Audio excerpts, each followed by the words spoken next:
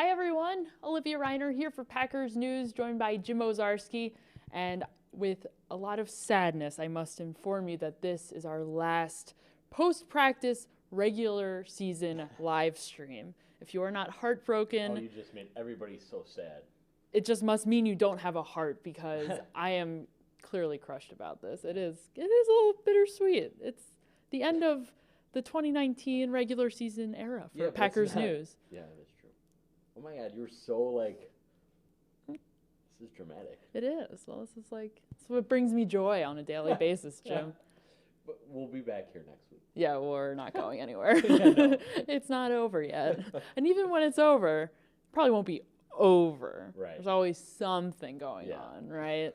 So don't hang your head too low. I thought you were releasing me from these for the rest of.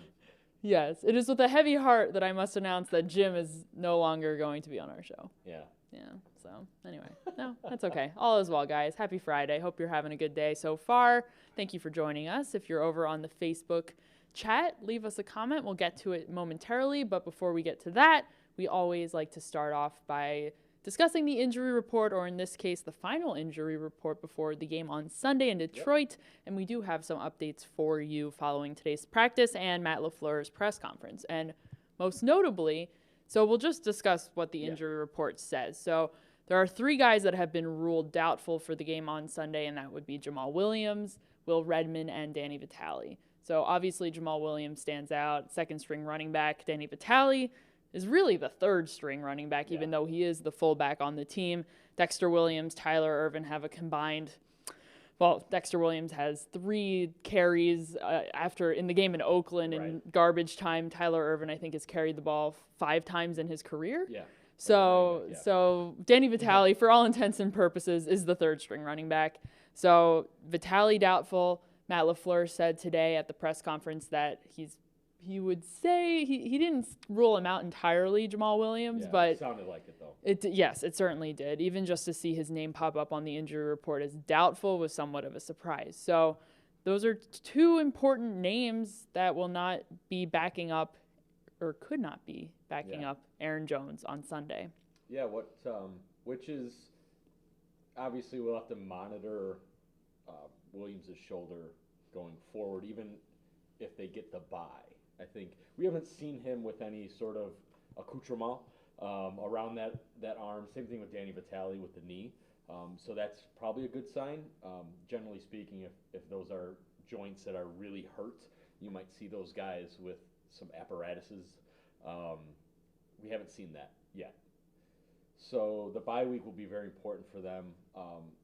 It'll be interesting. I think Tyler Ervin's the next man up. I'll be honest. I think he's probably above Dexter Williams. It's just, I don't know where they feel Dex is in this offense. It doesn't sound like they say the right things, like he's coming along and, he's getting better and you guys can't see that. And I don't know. I just think it's going to be Aaron Jones. They're going to get him his 1,000 yards. They're going to get him his 20 touchdowns and hope that they can give Tyler Ervin some reps, and then maybe they see Dexter Williams late in mop-up duty. Yeah, they've said in the past, Matt LaFleur has said in the past, that there's no such thing as a redshirt season for any of these players, even the rookies. But that being said, it sure feels like Dexter Williams has had a redshirt year. Luckily for him and for the Packers, Aaron Jones and Jamal Williams have mostly been healthy throughout the season. But Williams, the only way for him to get better in the NFL is to take reps in the NFL, and he really hasn't had that opportunity. Yeah, and I mean, there's a reason for it. One, Aaron Jones is having at least a franchise historic type season. Jamal Williams, after the concussion against Philadelphia, bounced back pretty quickly. Missed the week, right?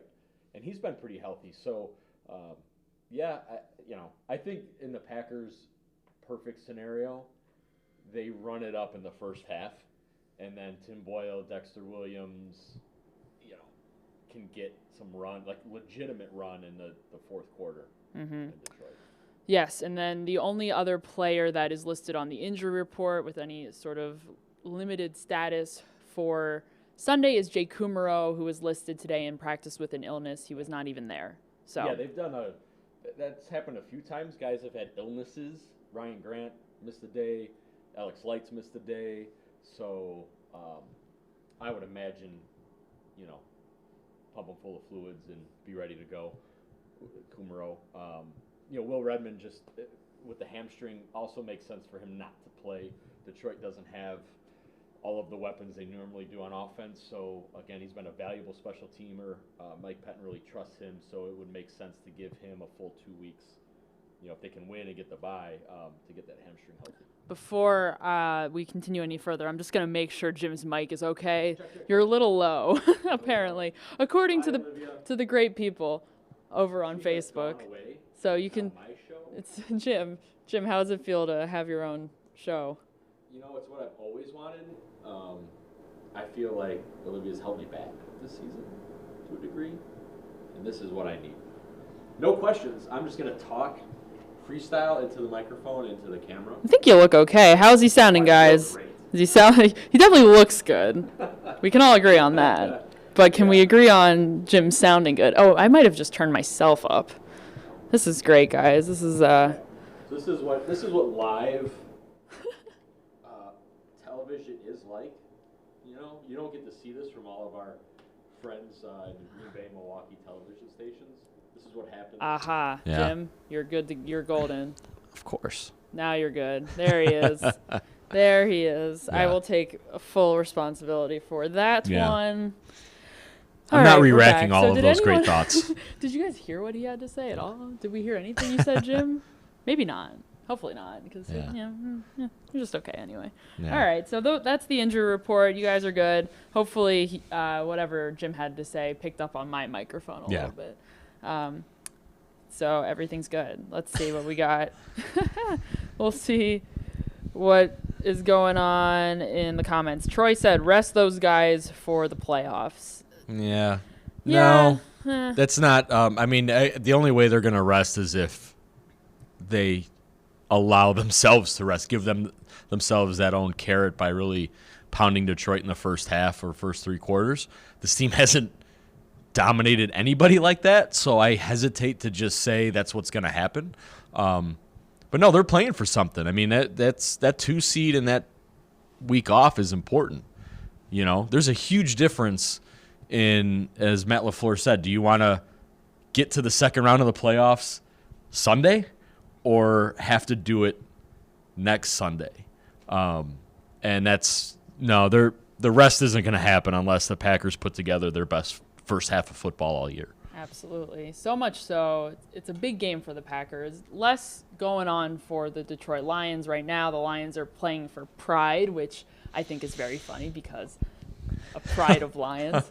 Ha, ha, ha, ha, ha, ha. But anyway, there's a car dealership in New Orleans that is offering David Blau a free truck and or vehicle of his choice if he is able to pull out a win over the Green Bay Packers. Yeah. So maybe that's a little extra something that he can play for on Sunday. Yeah, Tom Silverstein and I talked about Detroit and what they are, who they are at this point on the Green 19 podcast. Check it out over at jsonline.com, Apple, Stitcher, all the places you get your podcasts. Look, he's an undrafted rookie getting a chance to show that he belongs. So he's not going to play hard. Kenny Golladay is playing for a contract and is really good anyway. So Detroit has just enough to make you nervous if you don't just beat them early. 2 of the last 3 weeks, Olivia, they've gone down 17-0 at half to Minnesota, 23-3, something like that against Tampa Bay. And then those games were over at halftime.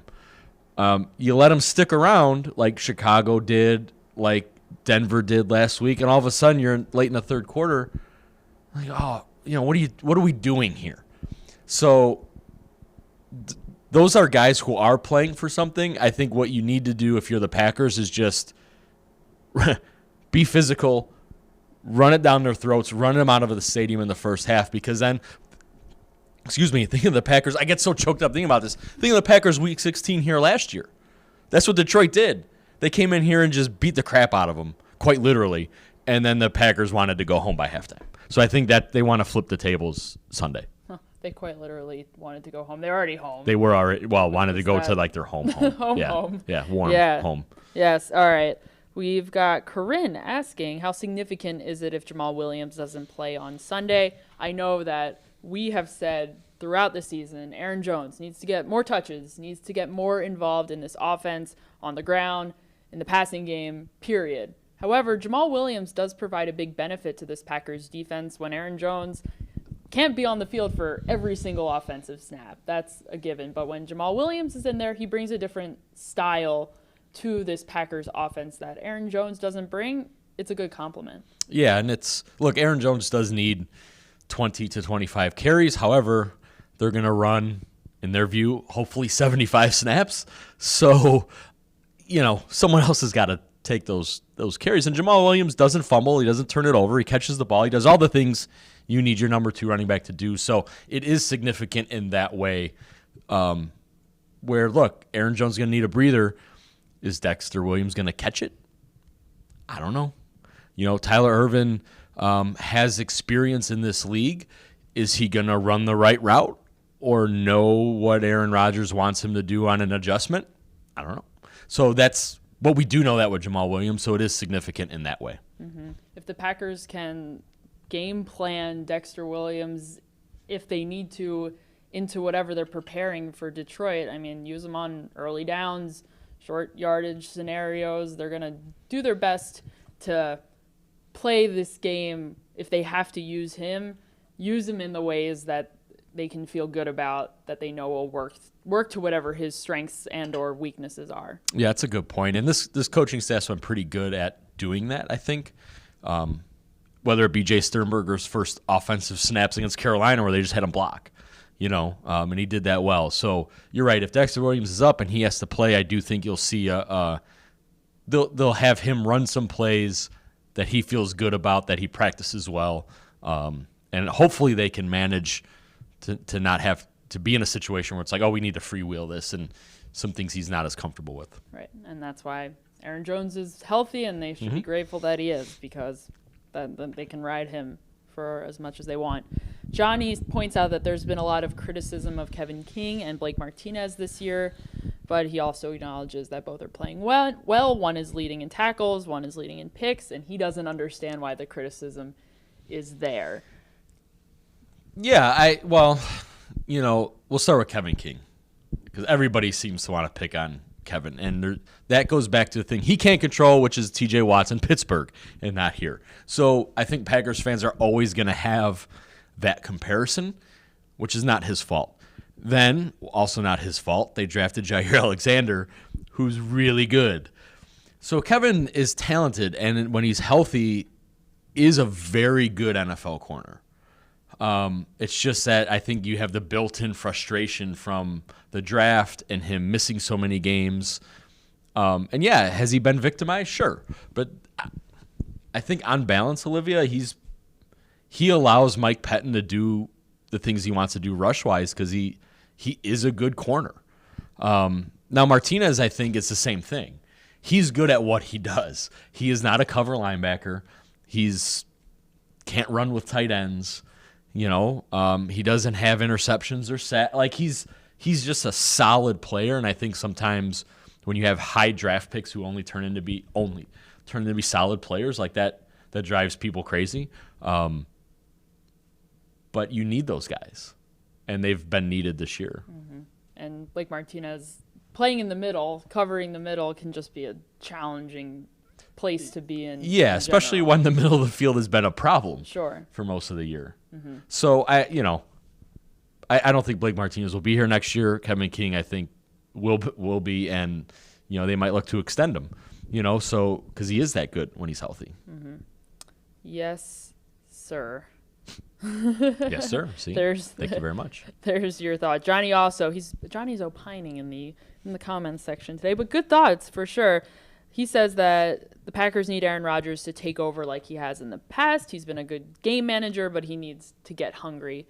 How contingent is the Packers' future success in the playoffs on Aaron Rodgers getting hot? Does he have to get hot in order for this team to find success? He hasn't really gotten hot in the regular season, but this team is still winning What does he need to bring to the table for the Packers to find success in the playoffs? This is going to sound so weird to say.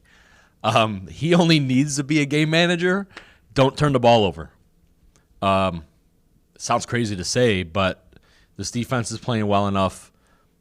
They get extra possessions. Aaron Jones is playing well enough.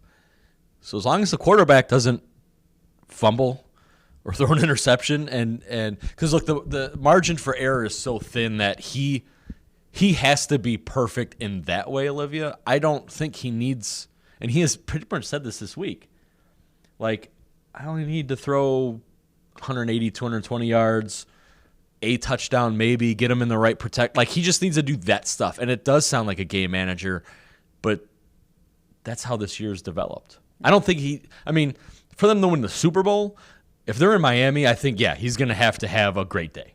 But I think they can get to the NFC title game and win with him just, throw a touchdown, throw for 260 yards. That's just how this team's built, and they're winning. Mm-hmm. Yeah, Rodgers said earlier this week that he doesn't feel like he needs to throw 40 touchdown passes for this team to win. Is that just the way that Matt LaFleur's offense is? It's not as contingent on Rodgers being as good as he once was, scrambling outside of the pocket, or is it something else? No, I mean the offense is a run-first offense. It's an offense that's designed to help quarterbacks who aren't as talented play well.